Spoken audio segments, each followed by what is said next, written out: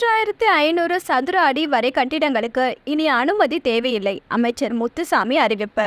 தமிழகத்தில் 3500 சதுர அடி வரை குடியிருப்பு கட்டிடங்களுக்கு இனி அனுமதி தேவையில்லை. ஆனால் விதிகளை முழுமையாக பின்பற்ற வேண்டும் என்று அமைச்சர் முத்துசாமி கூறினார்.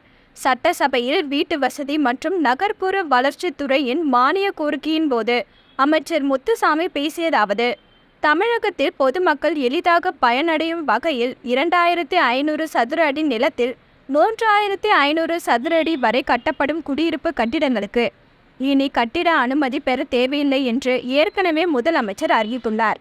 ஆனால் அவர்களுக்கு சுயசான்று மூலம் அனுமதி வழங்கப்படும். கட்டிட அனுமதி தேவையில்லை என்றாலும் அவர்கள் கட்டிட விதிகளை முறையாக பின்பற்ற வேண்டும்.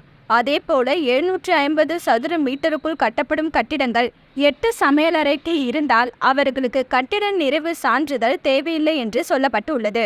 ஆனால் அவர்கள் அதற்காக விதிமுறைகளை மீறக்கூடாது.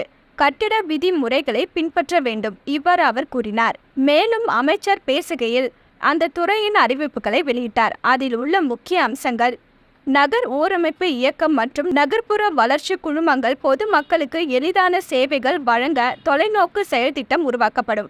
அங்கீகரிக்கப்பட்ட மனை பிரிவுகளை புவியியல் தகவல் முறையில் கொண்டு மக்களுக்கு தனி இணைய செயலி உருவாக்கப்படும். முழுமை திட்டம் தயாரிக்கப்பட்டு வரும் ஒரு நகரில் நில சேர்ம வளர்ச்சி திட்டம் கொண்டு வரப்படும். நில உபயோக வகைப்பாடுகளை பொதுமக்கள் எளிதாக அறிந்து கொள்ள நிலப்பயன் தகவல் அமைப்பு உருவாக்கப்படும்.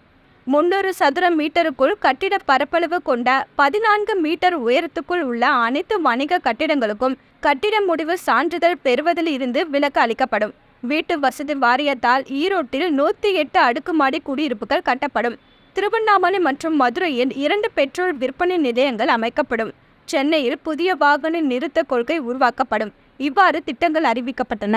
என்ன வியூவர்ஸ், இது போல பல இன்ட்ரெஸ்டிங்கான நியூஸை தெரிஞ்சுக்கணுமா? அலோ சிட்டி டிவியை லைக் பண்ணுங்க, ஷேர் பண்ணுங்க, மறக்காம சப்ஸ்கிரைப் பண்ணுங்க.